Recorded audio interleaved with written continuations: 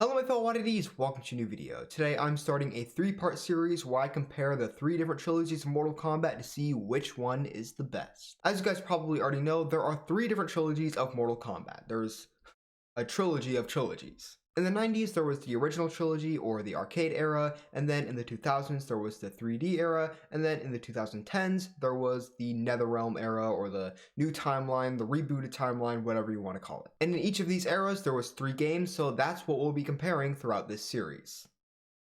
Not counting MK4, because that game's weird. So for this first part, we'll be seeing which game was the best start to the trilogy. Mortal Kombat 1 in 1992, Mortal Kombat Deadly Alliance in 2002, or Mortal Kombat 9 in 2011. If you end up enjoying this video, then you should definitely check out my future content. Easiest way to do that is by subscribing and turning on the notification bell. It'd also be really nice if you gave this video a like and comment down below which of these games is your favorite. But without further ado, let's get started by talking about Mortal Kombat 1. The way this is going to work is that for each game, I'm going to go through 5 different sections, all covering different aspects that I think are the most important with each game, and then we're going to be rating each of those sections from 1 to 10, and then adding up all the points, getting a score count out of 50. We're going to be doing this with all 3 games, and then by the end, we'll see which one has the most points, and whichever one has the most points will win. Now, starting here with Mortal Kombat 1, the first section we have is roster. Now, how good is the roster of Mortal Kombat 1?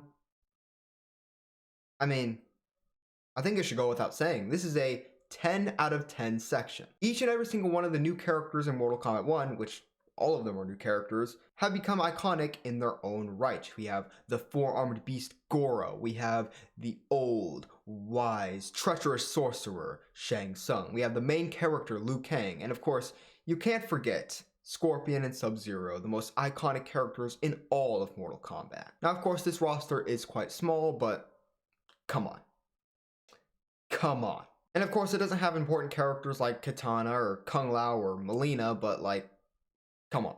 This is the only roster out of all of the games that doesn't have a single character that isn't a banger. So I think that's a pretty easy 10 out of 10 for the roster of Mortal Kombat 1. The second section is gameplay. How does the game run? Is it smooth? Does it feel good to play?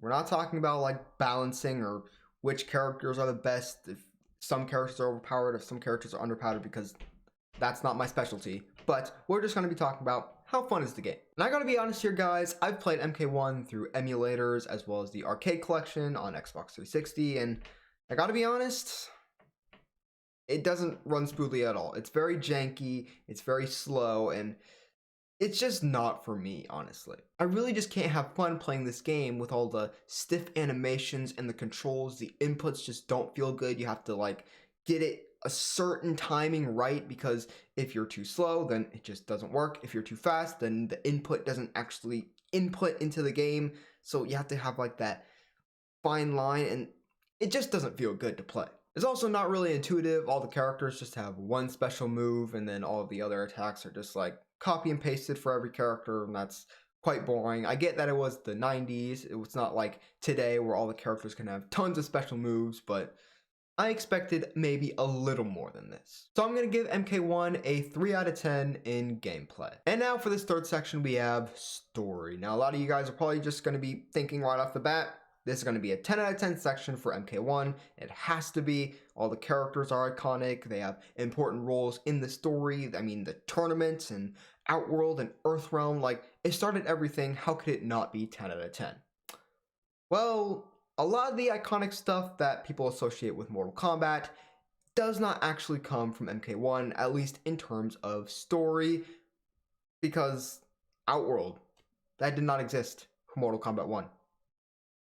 It didn't. It was just a random tournament. Notice how all of the characters in Mortal Kombat 1, besides for Shang Tsung and Goro, are all from Earthrealm, and there are no Outworld characters at all, and the only people you fight are Earthrealm characters. That's because Outworld did not exist. There was no such thing as Outworlders. It was just Shang Tsung, a random sorcerer, and Goro, a random monster. It wasn't really anything crazy with different worlds or realms. They didn't have all that stuff planned out yet. But it still introduced a lot of major characters, the whole structure of the Mortal Kombat tournament. So I'm going to still have to give it a high rating. I'll give it a 9 out of 10. It's just not that 10 out of 10 that people are probably expecting from the game that started it all. The next section we have is aesthetics. Now, this is not talking about graphics because that would just be completely unfair to the older games, comparing them to the newer ones, because those ones came out in the 90s, and then the newer ones are 2011, 2015, 2019. That would just not be fair. We are strictly talking about the scenery, the outfits, the colors, and just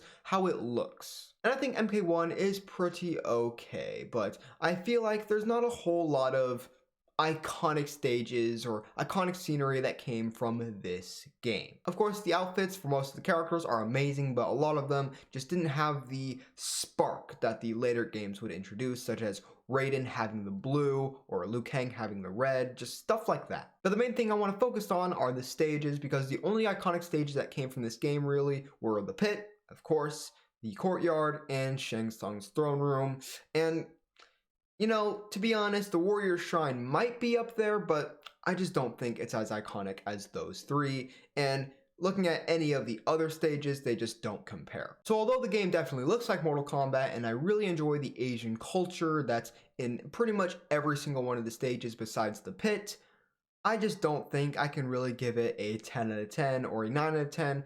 I will give it an 8 for this section. And the last section is extras. Besides just the one-on-one fighting, what else can you do? What other content is there? Now, I can't be too harsh on MK1 for this because, I mean, it's the first game. You can't really expect too many game modes or tiny details or stuff to do besides just fighting, because that's what it is. It's a fighting game, but there was still Test Your Might.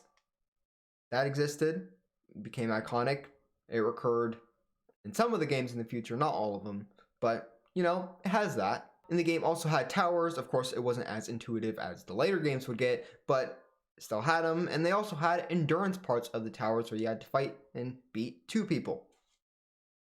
So there's that. Now, overall, it's not going to be anything too major. I'll give it a 6 out of 10, just for the fact that at least it does have Test Your Might. And counting up the scores, Mortal Kombat 1 gets an overall of 36 out of 50.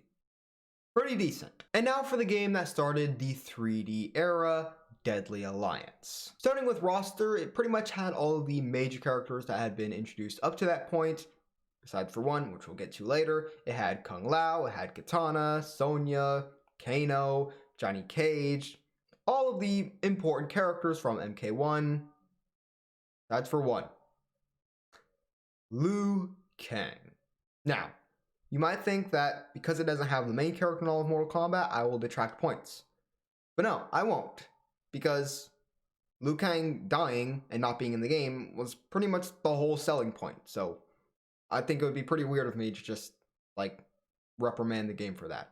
That would be stupid. But I will be taking away points from this game. I don't think it has the best roster, not for the characters that returned, but for the characters that made their introduction in this game. Now, of course, you had characters like Kenshi and Boraicho, who were really, really good characters and who a lot of people like nowadays, especially after they've been introduced in the new timeline, which, recency bias, but like, ignore that. We also have characters like Draman or Nitara. Yes, they have a lot of potential, but it just wasn't tapped into, and they weren't developed very much in this game. And then you have characters like Su Hao and Movado, who are just... So I'm going to give Deadly Alliance's roster a 7 out of 10, mostly because of the returning characters and also the few new characters who were pretty cool or at least had potential, and it doesn't get the full 8, 9, or 10 out of 10 because of the few characters that just aren't good. Now for gameplay, and of course this was the first real 3D game for Mortal Kombat. MK4, I don't think that really counts, and I think it's pretty cool. Like, it takes some getting used to after playing so many 2D games, but it's pretty intuitive, I think, and I love the different fighting styles as well as the different weapons that you can play with. It makes for a lot more variety in attacks as well as just combos in general. Now, I'm not going to give it like a 10 out of 10 or anything. I still have some gripes. Sometimes it can feel a little janky, and sometimes the animations with the combos don't look as smooth as it does in some of the later games, but I just don't think it's bad. Like, I still have the preference of the 2D games, but honestly, if they made another 3D era game, I wouldn't mind it all that much. 8 out of 10. And now for story. I'm not really sure if this is controversial or not, but I honestly think that Deadly Alliance, out of the 3D era games, even including MK4, has the most forgettable story. Now, of course, yes, there was the Deadly Alliance who killed Liu Kang, Shao Kahn, and later on would kill the rest of the Earthrealm warriors. But, like, other than those things, what can you really name about Deadly Alliance's story? Like, the story that happens within the game, not stuff that happened in the past or stuff that would happen in the future, just the game storyline alone. You can't really. At least not compared to something like Deception or Armageddon. Now, yes, those games actually had conquest mode, so it's a lot easier to actually pinpoint stuff that happened in the story. But unfortunately, Deadly Alliance's conquest mode just wasn't really a conquest mode. It wasn't really a story. It was just kind of... It just wasn't conquest. And of course, it didn't have a story mode either, so I'm just going to give the story for Deadly Alliance a 6 out of 10. The only reason it's that high in the first place is just because of the few iconic things that came from the story, such as the Deadly Alliance, Liu Kang's death, and Shao Kahn's death.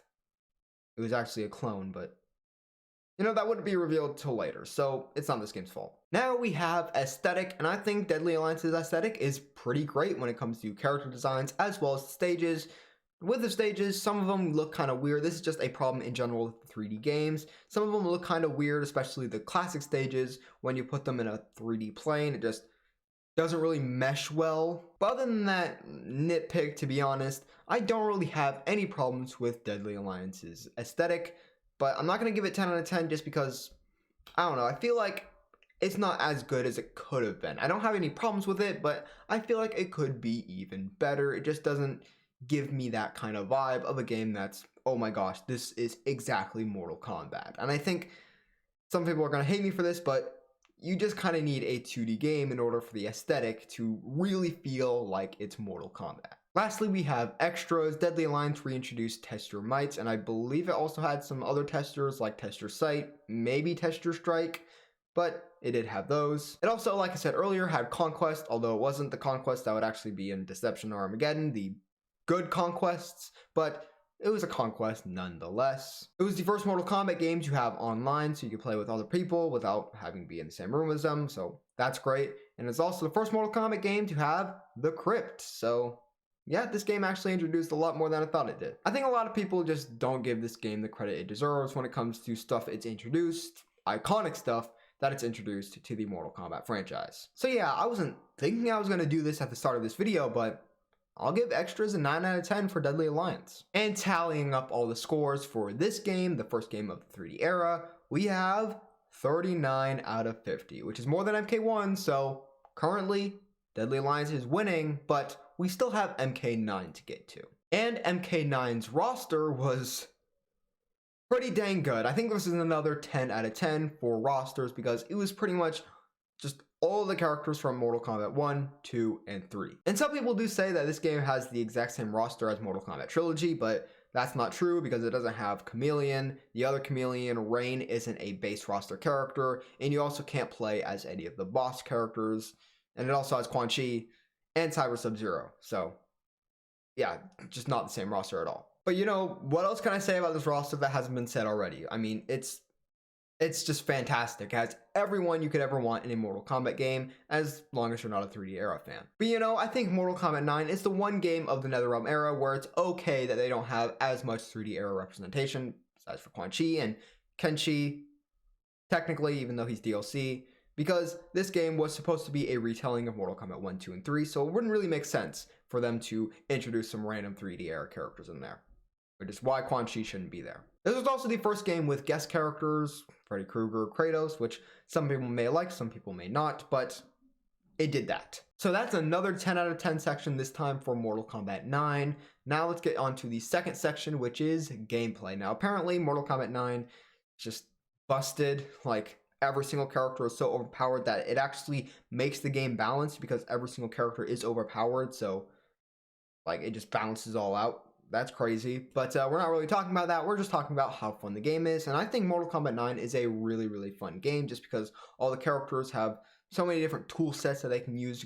You can play in so many different ways. And I just think that's the coolest thing. I think it's definitely the most intuitive out of all of the games we've talked about so far, just because, I mean, it's newer and it's more directed towards a more advanced mindset when it comes to gaming and fighting games in general, like the esports scene and tournaments and stuff like that. So there's going to be just a lot more thought put into the gameplay. But there are definitely some things that drag MK9's gameplay down, such as lag online, which is just atrocious. Now, that's not really a fault of the gameplay, but it definitely affects it, as well as the bosses, which are just way too cheap, way too overpowered. Like, if they hit you with their X-ray, that's basically the match over. But this game also introduced super meters and X-rays, so, you know, I think it balances it all out. I think this game was pretty decent when it comes to gameplay. Feels pretty good, feels pretty smooth, so I'll give it an 8 out of 10. And now for the big one, Netherrealm's story. Netherrealm's writing for Mortal Kombat 9 was not great. Just not great. Now, I do like the structure of it being split into 3 parts with Mortal Kombat 1, Mortal Kombat 2, and Mortal Kombat 3. And there are also some good character moments in there, but overall the writing is it's just bad a lot of the time because stuff just happens. There are retcons that don't make any sense. Like, this is an in-continuity reboot we have here, but certain things are changed before the point in which we go back in time. So it's just not really an in-continuity reboot. They should have just done a full reboot if they were going to change things. And also, pretty much the entire ending from when Sindel pops in, killing all of the main characters, and then up until Raiden just kills Liu Kang on accident, that whole thing is just terrible. It's just terrible Mortal Kombat through and through. I think the stuff prior to that is not as bad. There's definitely some hiccups, but it's just okay. And to be honest, I really just don't like this story mode, but you know, I don't hate it either. I think it's just mediocre. Like, some stuff sucks, some stuff is pretty decent, but you know, I think I'm just gonna give it a 5 out of 10 and move on. Now, on from something that's pretty mediocre, pretty not great, onto something that's probably this game's best feature, best aspects besides the roster, the aesthetic. This is Mortal Kombat through and through. You cannot deny it. All of the outfits, besides for the female characters, those suck, but all of the outfits are colorful, they're amazing. The stages, those are colorful. They took all the most iconic stages throughout the entire 2D era and just made them amazing, modernized them for the new times that this game was set in, and it was just perfection, honestly. Now, there are definitely some off proportions both with the stages, just like the fact that it's 3D but also 2D just makes kind of like the clear space, the clear horizontal space look kind of weird on some stages where there's a bunch of clutter and stuff in the background, and then there's just like this space where there's just nothing for the characters to fight in. There's also some off proportions with the characters and their models and just how their body looks, especially with the female characters. It just looks weird, it looks off, and I'm glad that they got better at it, especially in Mortal Kombat X, and then getting even better at that with Mortal Kombat 11. But it's really just me nitpicking this game's aesthetic, so I don't think it's quite a 10 out of 10, but I'm gonna give this aesthetic a 9 out of 10. Just love it. And lastly, we have extras. How much content is in Mortal Kombat 9? A pretty good amount. There's quite a lot to this game. Now, first of all, you have the Crypt, which has just been expanded upon from each and every game. Well, from Deadly Alliance to Deception, it got better, but from Deception to Armageddon, got much worse. But from Armageddon to MK9, there was a huge leap in quality, so yay. And then there's also online, which returned again. Like I said earlier, some of the online lag was definitely very annoying, but, you know, at least online's there at all. There was also the Challenge Tower, which was awesome. Seeing the characters interact with each other without it being like a full story mode cutscene was pretty cool. And also all of the Shaolin monks recreations, and even Tremor being in the Challenge Tower. That's crazy. Like, I think they should do that more, honestly. Like, have these challenge towers. They're really cool, and they also give opportunities for completely separate characters that have nothing to do with the story to just pop in for a little bit. Like, give them like cool new design and just have them be there. Make sure the design isn't too cool though, because then we're just going to get upset that they weren't actually in the game. And there's also all the test yours. This one has a lot. There's test your might, test your sight, test your strike, and test your luck. One of these things is not like the other. But yeah, Test Your Luck was a really cool new addition, and you know, I hope for the later games, Test Your Luck doesn't just become like default for towers, right? Where there's just a bunch of different modifiers that make your game way worse. Like, that would just be crazy, wouldn't it? There was also the huge story mode, which came off of Mortal Kombat DC Universe, and you know, it's better structured in this game, a little bit, kinda, I guess. Like, it's basically the same kind of thing. Do I prefer story mode or conquest?